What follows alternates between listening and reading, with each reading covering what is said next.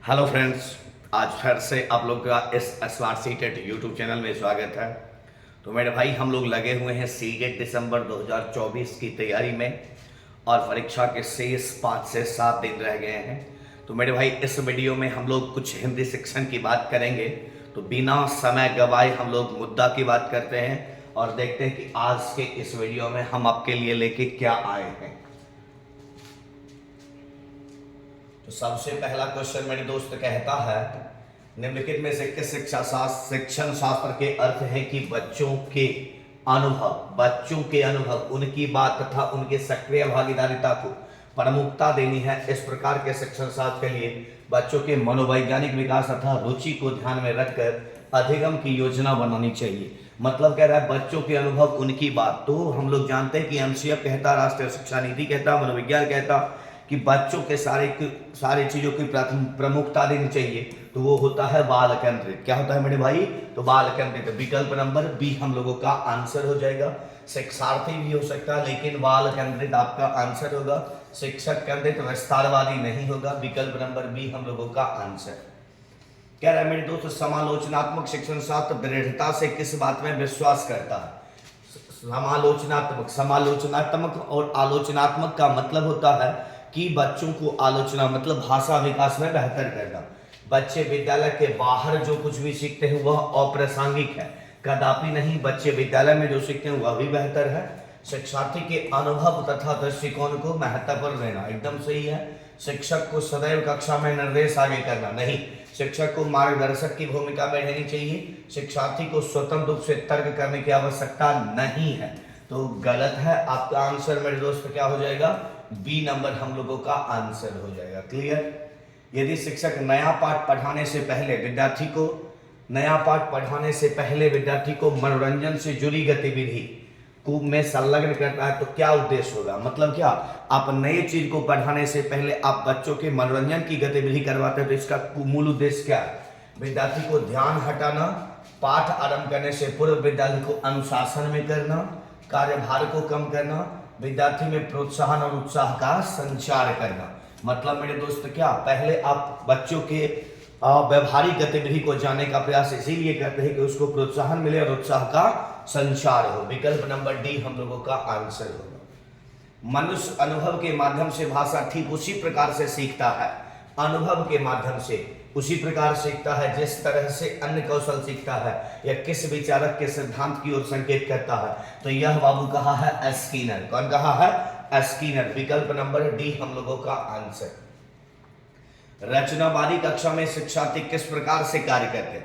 रचनावार, संरचनावार। समूह में अंतःक्रिया करते तथा कक्षा में आवाज करते हैं। सही है। अपनी कॉपी में सभी विकल्प को लिखते हैं। फिर कह रहा है केवल शिक्षक के साथ। तो केवल वाला आंसर हम लोगों का नहीं होता है क्योंकि क्वेश्चन पॉजिटिव है। किसी भी तरह की अंतःक्रिया नहीं करते हैं, गलत। मतलब बाबू क्या, समूह चर्चा, सहयोग चर्चा, परस्पर क्रिया, वाद विवाद, परस्पर अंतःक्रिया से बच्चे सीखते हैं। सामाजिक रचनावाद और रचनावाद दोनों कहा। तो इसका आंसर मेरे दोस्त विकल्प नंबर ए आपका आंसर हो जाएगा। क्लियर? निम्नलिखित में से कौन सा भाषा शिक्षण के सिद्धांत के रूप में नहीं लिया जा सकता है? चयन तथा श्रेणी में बांटना, इसी को नहीं लेंगे। चयन और श्रेणी में बांटिए। विशेष रूप से पठन कौशल पर बल देना, एकीकृत तरीके से शिक्षण करना, अधिक से अधिक अवसर देना। देखो ये दोनों तो होगा, ये दोनों आपका नेगेटिव है, दोनों नहीं होना चाहिए। ठीक है। विशिष्ट रूप से पठन कौशल पर बल देना, आयोग ने स्वीकार इसका ये किया है। विकल्प नंबर बी। इसलिए हम लोग भी इसका आंसर क्या करेंगे? बी नंबर करेंगे। ठीक है। सहपाठी एक दूसरे के प्रति स्वीकृति का भाव रखें, इसके लिए किस तरह की कक्षाएं परिवेश में उपयुक्त हो? स्वीकृति की भाव, स्वीकार। विविधता वाले शिक्षार्थी वाली समावेशी शिक्षा, चयनित शिक्षार्थी वाली समावेशी शिक्षा, विविधता वाले शिक्षार्थी वाली विशिष्ट कक्षा, चयनित शिक्षार्थी वाले विशिष्ट कक्षा। तो विशिष्ट कक्षा नहीं, समावेशी शिक्षा का प्रावधान किया जाए और कहता है विविधता वाले शिक्षार्थी वाली समावेशी शिक्षा। विकल्प नंबर ए हम लोगों का आंसर हो जाएगा। क्लियर? आगे देखिएगा। निम्नलिखित में से कौन सा उपचारात्मक शिक्षण का उद्देश्य नहीं है? उपचारात्मक का नहीं। अप्रभावकारी आदत को हटाना, उन भाषा तथ्यों को दोबारा पढ़ाना जो उन्होंने सही तरीके से नहीं सीखे हैं, शिक्षार्थी को अच्छी तरह से रटाना, उद्दीपन उपागम के साथ शिक्षार्थी में अधिगम के शैली में रुचि में जागृत करना।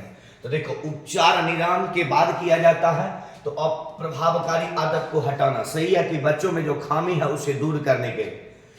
उन भाषा तत्व को दोबारा पढ़ाना जो उन्होंने सही तरीके से नहीं सीखा। सही बात है कि उसे आप दोबारा अब बता सकते हैं। कि शिक्षार्थी को अच्छी तरह से रटाना ये आपका नहीं होगा। विकल्प नंबर सी हम लोगों का आंसर होगा। भाषा पढ़ाते समय से विद्यार्थियों की प्रतिभागिता को बढ़ाने के लिए कौन सा सबसे उपयुक्त उपागम होना चाहिए? क्या कहना है बाबू? कौन सा बेहतर उपागम हो सकता है? संरचनात्मक उपागम, संप्रेषणात्मक उपागम, व्याकरण अनुवाद विधि, निजमन विधि। तो इसमें हम लोगों का आंसर क्या हो जाएगा? आंसर हो जाएगा मेरे भाई इसका संप्रेषणात्मक। क्या होगा? चूंकि कहता है प्रतिभागिता को बढ़ाने के लिए कौन सा सबसे उपयुक्त, तो जब आप समझिएगा तब तो उसमें भाग लीजिएगा। तो इसका आंसर बाबू क्या हो जाएगा? विकल्प नंबर बी हम लोगों का आंसर होगा। क्लियर? यदि शिक्षक सभी बच्चों के अधिगम शैली को ध्यान में रखकर शिक्षण करना चाहते हैं तो उन्हें क्या करना चाहिए? कह रहा है कि सारे बच्चों की अधिगम शैली मतलब सारा बच्चा बेहतर तरीके से सीख सके, बच्चों को अपनी प्रतिभा और अधिगम शैली को प्रदर्शित करने के लिए पाठ सहगामी गतिविधि में भाग लेने के लिए सलाह देनी चाहिए। योगात्मक आकलन परीक्षा में बैठने से पहले सभी पाठ की पुनरावृत्ति करने के लिए कहना चाहिए। यह सुनिश्चित करने के लिए कि उन्होंने संकल्पना को पूर्ण रूप से सीख लिया है। विद्यार्थी को जल्दी जल्दी परीक्षा लेनी चाहिए। गया विद्यार्थी को विविधता को संबोधित करने के लिए विविध प्रकार के शिक्षण विधि का प्रयोग करना चाहिए। तो आंसर बाबू क्या होगा? डी नंबर, कि कक्षा कक्ष में विविधता को संबोधित करते हुए कई प्रकार वाली शिक्षण विधि का उपयोग कर सकते हैं। विकल्प नंबर डी हम लोगों का आंसर होगा। निम्नलिखित में से कौन सी भाषा की कक्षा में सबसे अधिक प्रभावकारी शिक्षण विधि है? सबसे अधिक कह रहा है शुद्ध उच्चारण पर बल देना। तो शुद्ध उच्चारण पर कभी भी एमसीएफ बल नहीं दिया। शुद्ध पर दीजिएगा और अर्थ स्पष्ट नहीं होगा, कभी बेहतर होगा नहीं। पुस्तक की पाठ सामग्री को स्वस्वर पढ़ाना, स्वस्वर यदि पढ़ा दीजिएगा, अर्थ स्पष्ट नहीं होगा तो बेहतर नहीं हो सकता। शुद्ध उच्चारण तथा भाव के साथ पढ़ने पर बल देना। शुद्ध उच्चारण, भाव तो होना ही चाहिए। शिक्षार्थी की रुचि के विषय पर चर्चा करना और विषय वस्तु से संबंधित शब्द संपदा पर ध्यान देना। तो बच्चा किस में रुचि ले रहा है इस पर आपको ज्यादा ध्यान देना होगा। तो विकल्प नंबर डी हम लोगों का आंसर कह रहा है शिक्षार्थी को सीखने तथा विषय पर महारत प्राप्त, मतलब उस पर क्या करना, पकड़ बनाने के लिए करने के लिए प्रेरित किया जा सकता, बशर्ते वे जानते हो कि परीक्षाओं में विषय वस्तु के प्रति उनकी समझ के लिए उनकी परीक्षा ली जाएगी। उन्हें विश्वास हो कि जो काम वे कर रहे हैं वह रोचक है तथा उनके स्वयं और शिक्षक के जीवन से संबंधित हो। तो स्वयं तो संबंधित होना चाहिए, लेकिन शिक्षक से संबंधित होगा यह संभव नहीं है। उन्हें इस बात का पूर्वाभ्यास हो कि उन्हें निर्देशात्मक उद्देश्य की उपलब्धि के लिए सकारात्मक पुनर्बलन मिलेगा। मतलब बाबू क्या कि आप उस कार्य में बेहतर ध्यान दीजिएगा जिसमें लगेगा कि हम गलत होंगे तो शिक्षक हमको सहयोग करेंगे। तो ये सही हो सकता। वे इस बात को महसूस करते कि वे एक तरह के कार्य में वे अपने सहपाठी से बेहतर निष्पादन, तो ज्यों ही मन में ये आ जाएगा कि हम उससे बेहतर करेंगे तो उस प्रकार की सोच आपको नकारात्मक सोच की ओर ले जाता। तो आंसर इसका मेरे दोस्त क्या होगा? सी नंबर हम लोगों का आंसर होगा। निम्नलिखित में से कौन सी युक्ति विद्यार्थी को अच्छा भाषण देने के प्रशिक्षण देने के लिए इस्तेमाल नहीं की जा सकती है?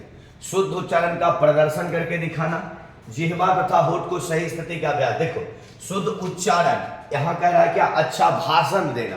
तो भाषण देने का मतलब है उच्चारण स्पष्ट होना चाहिए। कह रहा है जिह्वा तथा होठ को सही स्थिति का अभ्यास। सही बात है, जीभ और होठ के सही स्थिति का जब तक अभ्यास नहीं कीजिएगा उच्चारण बेहतर नहीं होगा। कह रहा है शिक्षार्थी को जीवन के वास्तविक स्थितियों पर बोलने के अवसर उपलब्ध कराना। और ठीक है, कह रहा है शिक्षार्थी को 1 मिनट के लिए बोलने का अवसर देना ताकि आप उसकी त्रुटि का निदान कर सकते हैं। सही है बात। भाषण देने में आप निश्चित समय में बेहतर करते हैं। और यहां कह रहा है कि विद्यार्थी को जीवन के वास्तविक स्थिति पर बोलने का अवसर, वास्तविक स्थिति पर बोलने के अवसर से बच्चा भाषा सीखता, लेकिन उच्चारण बेहतर होगा, भाषण देने का तरीका आएगा, यह संभव नहीं है। तो इसका आंसर बाबू क्या हो जाएगा? सी नंबर हम लोगों का आंसर। भाषा कौशल के उप कौशल कितना है? तो उप कौशल बाबू कितना है? तो 2 है। विकल्प नंबर ए हम लोगों का आंसर। बोधगम्यता निवेश का विचार सर्वप्रथम किसने दिया? तो बोधगम्यता निवेश का विचार स्टीफन क्रैसन ने दिया। विकल्प नंबर ए हम लोगों का आंसर। क्लियर? आगे देखिएगा।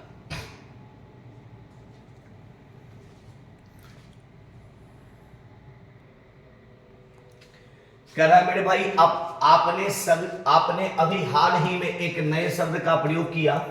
आपका एक शिक्षार्थी उसे सुनकर उन वाक्य में उस शब्द का प्रयोग करता है। आप उस विद्यार्थी की प्रशंसा करते हैं कि उसने संदर्भ में शब्द का प्रयोग किया।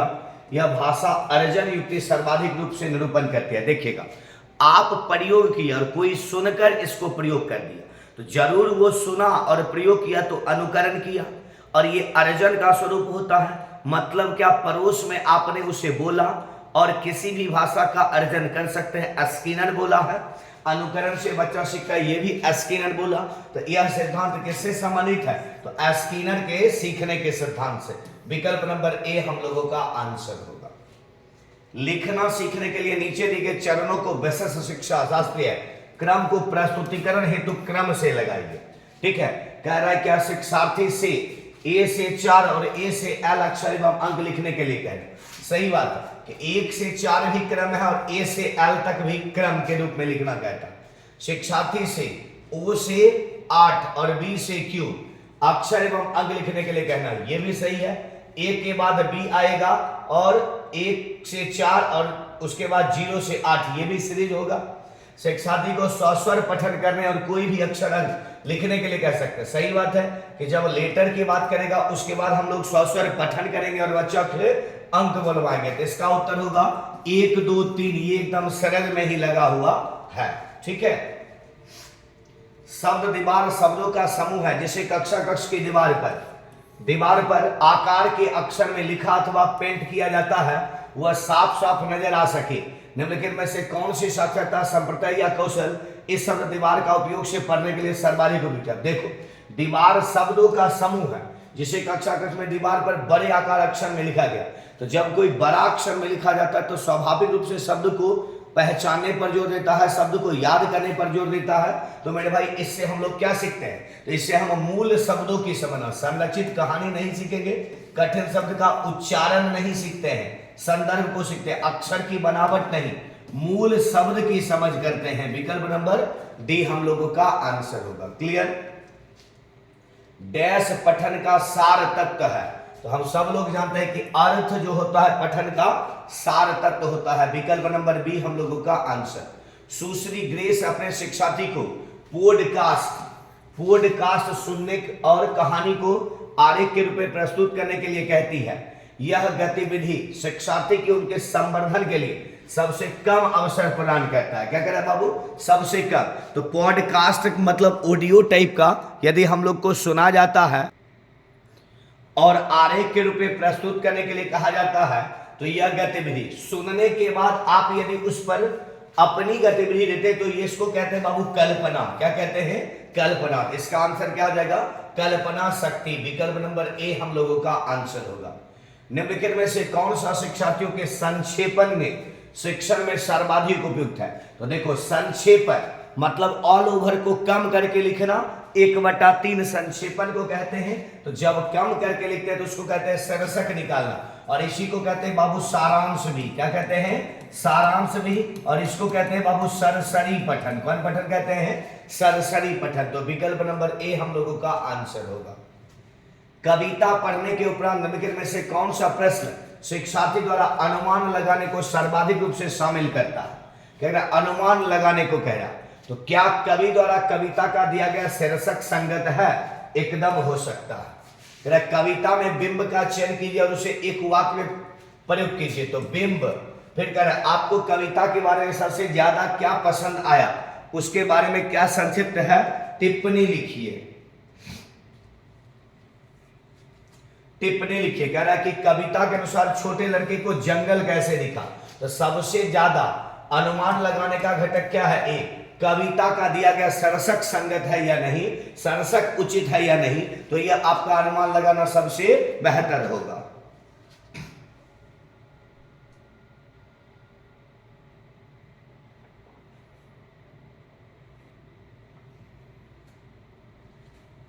निम्नलिखित में से कौन सा लेखन अभ्यास शिक्षक द्वारा आधार प्रदान करने का एक अच्छा उदाहरण? शिक्षार्थी को उनके वाक्य या विचार का आरंभ करने के लिए शुरुआती वाक्य उपलब्ध कराना हो सकता है। एक बार जब विद्यार्थी लेखन कार्य समाप्त कर ले तब मानदंड निर्देश आधार पर ग्रेड देना। ग्रेड देने की बात एमसीएफ नहीं कहता। शिक्षार्थी को के साथ विषय की एक सूची साझा करना और अपने पसंद के विषय पर उन्हें लिखने के लिए कहना, ये भी गया। शिक्षार्थी को एक अनुच्छेद पढ़ने और मुख्य पाठ के बारे में अपनी राय सीखने के लिखने के लिए, ये भी गया। तो सबसे बेहतर क्या है? ए। मतलब वाक्य या विचार को आरंभ करेंगे आप शुरुआत में यदि आप करते हैं, शुरुआत करना कहां से चाहिए यही समझ नहीं आती है। तो शुरुआत करने का घटक कहां है? तो ए नंबर। निम्न में से कौन सा शिक्षार्थियों के परासर्ग प्रकरण पर आगमन विधि से पढ़ाने के उपागम का अनुमान करती है? परासर्ग में आगमन विधि, परासर्ग का प्रयोग करने के नियम को स्पष्ट कीजिए और उसके उदाहरण दीजिए। शिक्षार्थी को वाक्य उनके उदाहरण देना और उनसे नियम निकालने के लिए कहना। पहले क्या करेंगे बाबू? पहले उदाहरण देंगे। क्या करेंगे? पहले उदाहरण देंगे और उसके बाद नियम निकालने के लिए कहेंगे, तो ये हो सकता। परासर को दृश्यात्मक रूप से प्रदर्शित करते हुए प्रत्येक को स्पष्ट करना और विद्यार्थी को उनके वाक्य का प्रयोग। तो सीधे आगमन विधि का मतलब होता है बाबू पहले उदाहरण और फिर नियम। तो विकल्प नंबर क्या कहां जा रहा है? तो उदाहरण देना और उससे नियम निकालने के लिए कहना। तो विकल्प नंबर बी हम लोगों का आंसर। एक रणनीति के बारे में आप बहुभाषिकता से क्या समझते हैं? रणनीति के बारे में बहुभाषिकता हमें क्या बताती है? तो शिक्षार्थियों की भाषा का प्रयोग करना ही बहुभाषिकता हमें बताती है। तो विकल्प नंबर कितना? ए हम लोगों का आंसर। विद्यालय में अनेक भाषाएं पढ़ाना, अंग्रेजी और भारतीय भाषा में पढ़ाना, केवल मातृभाषा, गया। कौन उत्तर होगा? शिक्षार्थियों की भाषा को पढ़ाना। जब कक्ष में शिक्षार्थी की भाषा को बढ़ावा देते हैं तो वह बहुभाषिक कक्षा कहलाता है। विकल्प नंबर ए हम लोगों का आंसर। जल्दी बनेगा फटाक से। कहना बाबू काल के भेद को सीखने पर आधारित पाठ का आकलन। काल, भूतकाल, वर्तमान काल, भविष्य काल। पाठ का आकलन करने के लिए निम्नलिखित में से कौन सा सर्वाधिक उपयुक्त आकलन प्रश्न है? क्रिया क्या होती है? कुछ उदाहरण दीजिए। दी गई नियमावली का प्रयोग करते हुए कार्य पत्रक पर कार्य क्रिया और सही काल भेद लिखिए। पाठ पुस्तक लीजिए और भूतकाल भविष्य काल की परिभाषा को रेखांकित कीजिए। सामान्य वर्तमान काल के रिक्त स्थान की पूर्ति कीजिए। वह काल बहुत तेज डैश है। अब देखो ये सारा का सारा यहाँ का उदाहरण दीजिए, एक दो दे सकते हैं। नियमावली का प्रयोग करते हुए काल भेद लिखिए। यहाँ करा कि रेखांकित करके परिभाषा। सबसे बेहतर कहाँ है? उदाहरण में भरते हुए आपको कार्य करना। तो विकल्प नंबर डी हम लोगों का आंसर होगा। शिक्षार्थी द्वारा जिस तरह से सीखने के कार्य किया जाता है उनके विभिन्न उदाहरण एक एकत्रीकरण कीजिए और उनका रिकॉर्ड रखना क्या कहलाता है? तो जब हम लोग मूल्यांकन का रिकॉर्ड करते हैं तो उसको बाबू कहते हैं पोर्टफोलियो आकलन। विकल्प नंबर सी हम लोगों का आंसर हो जाएगा। हिंदी शिक्षा की एक सामान्य विशेषता है प्रामाणिक पाठ। क्या कह रहा है बाबू? प्रामाणिक पाठ सामग्री का प्रयोग करना। कौन से प्रामाणिक पाठ सामग्री के उद्देश्य को सबसे कम पूरा करेगा? क्या कह रहा है? प्रामाणिक पाठ सामग्री का स्वनियम की नियमावली, फिर कह रहा है स्थानीय रेस्तरां का भोजन मेन्यू, ये तो आता है। स्वास्थ्य एवं स्वच्छता को बढ़ावा देना, मीडिया का, तो मीडिया तो प्रामाणिक सामग्री है। प्रकाशित पुस्तक के प्रतिक्रिया रूप में लेखक को लिखा गया पत्र, तो ये भी पुस्तक जो होता है ये प्रमाणिक। तो ये तीनों प्रमाणिक है। कौन सा प्रमाणिक नहीं है बाबू? तो विकल्प नंबर ए प्रमाणिक घटक के अंतर्गत नहीं आता है। एक्स एक ऑनलाइन उपकरण है। क्या कह रहा है? एक्स एक ऑनलाइन उपकरण है जो नए शब्द, उनके अर्थ, उच्चारण और वाक्य में प्रयोग का एक समुच्चय उपलब्ध कराता है। निम्नलिखित में से कौन सा कौशल इस ऑनलाइन उपकरण के प्रयोग द्वारा निर्मित किया जा सकता है? दो भिन्न पाठ्य पुस्तक का संबंध बनाना, दी गई पाठ सामग्री पढ़ाना और तथ्यात्मक सवाल को जवाब देना, कह रहा है कि कहानी में घटनाओं के बारे में अनुमान लगाना, दी गई पाठ सामग्री को प्रवाहपूर्ण पठन। अब देखिएगा इसमें कह रहा है बाबू उनके अर्थ, उच्चारण और वाक्य में प्रयोग की बात कह रहा है। तो हम लोग देखते हैं बाबू कि उच्चारण और वाक्य, उच्चारण का संबंध होता है प्रवाहपूर्ण पठन से और वाक्य का प्रयोग भी होता है प्रवाहपूर्ण पठन से। तो इसका सही आंसर मेरे दोस्त क्या हो जाएगा, दी गई पाठ सामग्री के प्रवाहपूर्ण पठन से। विकल्प नंबर डी हम लोगों का आंसर होगा। जब नव वर्ष मनाने पर एक अनुच्छेद लिखने के लिए कहा जाता है, नव वर्ष मनाने पर एक अनुच्छेद लिखने कहा जाता है और कहा जाता है एक शिक्षार्थी इस प्रकार लिखता है कि मित्रों को आमंत्रित किया। अब देखो शब्दावली दे रहा है, केक लाया, सजावट, पेय, जलपान, माता पिता, गुब्बारे फुलाए, मैंने सजाए। आप शिक्षार्थी को अनुच्छेद लिखने के लिए किस पर सर्वाधिक ध्यान देंगे। देखो जब कुछ थीम दे दे, कुछ शब्दावली दे और सीधे कहे अनुच्छेद लिखना तो मसौदा तैयार करना, और यदि कहे सीमित समय में लिखना है तो घोषणात्मक ज्ञान। यहाँ तो सीमित समय का चर्चा है नहीं, इसलिए इसका क्या होगा, मसौदा तैयार करना। विकल्प नंबर सी हम लोगों का आंसर होगा। क्लियर, आगे देखिएगा।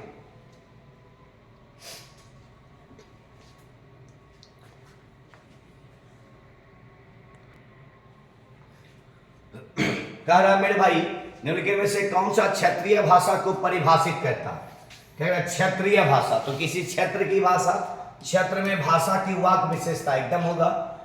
देश अथवा राज्य ये तो नहीं होगा। क्षेत्र की भाषा, लिपि, लिपि नहीं, क्षेत्र की लिखित भाषा एवं साहित्य। सबसे बेहतर कौन है, ए नंबर हम लोगों का आंसर होगा। निम्नलिखित में से कौन सा संकेत भाषा के संबंध में सत्य है, तो संकेत भाषा का अपना व्याकरण होता है, मतलब विकल्प नंबर बी आपका आंसर होगा। ठीक है, आगे देखिएगा। भाषा सीखना क्या है, देखो एक होता है भाषा अर्जन करना, तो अर्जन होता है क्या कहते हैं, अचेतन स्तर पर और स्वाभाविक, लेकिन भाषा सीखना होता है सुविचारित और चेतन। तो स्वाभाविक होता है अर्जन, स्वाभाविक नहीं होगा, जन्मजात तो नहीं होगा, क्या होगा, बी नंबर हम लोगों का आंसर होगा। क्लियर। कक्षा में बहुभाषिकता एक रणनीति के रूप में प्रयुक्त करने से क्या तात्पर्य, कक्षा में बहुभाषिकता को एक रणनीति के रूप में प्रयुक्त करना तात्पर्य शिक्षार्थी के समान भाषा को अंग्रेजी माध्यम की कक्षा में पाठ्य पुस्तक में अनुवाद के लिए प्रयोग करना। शिक्षार्थी की भाषा, क्या कह रहा है, शिक्षार्थी की भाषा को भाषाओं के शिक्षण अधिगम तथा विषय वस्तु के लिए प्रयोग करना। फिर कह रहा है कक्षा कक्ष में निर्देश के माध्यम में सिवाय शिक्षार्थी की अपनी भाषा का प्रयोग नहीं करना। बहुभाषी वक्ता बनने के लिए विद्यालय में अनेक भाषा, सबसे बेहतर क्या है, बहुभाषिकता के लिए कक्षा कक्ष में शिक्षण प्रक्रिया में बच्चों की भाषा पर जोर देना चाहिए। विकल्प नंबर बी हम लोगों का आंसर। निम्नलिखित में से कौन सा भारत में हिंदी भाषा के संबंध में सत्य है, यह भारत की राष्ट्रभाषा है, नहीं, राज्य भाषा है। यह शिक्षा में समान द्वितीय भाषा है, नहीं। यह भारत की सह राज्य भाषा है, तो सह राज्य भाषा अंग्रेजी है। उपयुक्त सभी।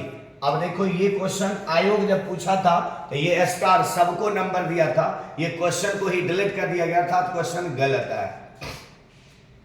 निम्नलिखित में से आप किसी प्रमाणिक सामग्री के रूप में स्वीकार करेंगे,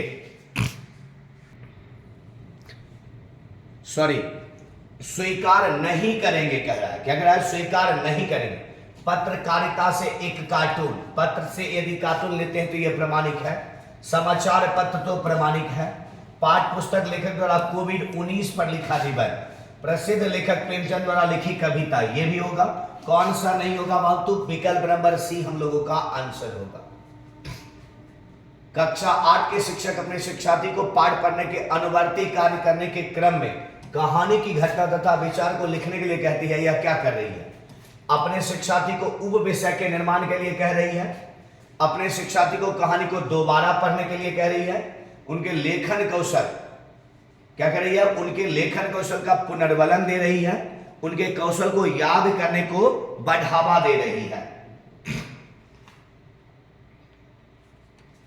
बढ़ावा दे रही है। तो देखिएगा कह रहा है मेरे भाई पाठ पढ़ने के अनुवर्ती कार्य के रूप में क्रम से कहानी का घटना, तो ये उप विषय के निर्माण करने के लिए, चूंकि यदि आप पढ़ते क्रम में संदर्भों में कार्य करते हैं तो उप विषय वस्तु के निर्माण के लिए वो कह रही है। विकल्प नंबर ए हम लोगों का आंसर होगा।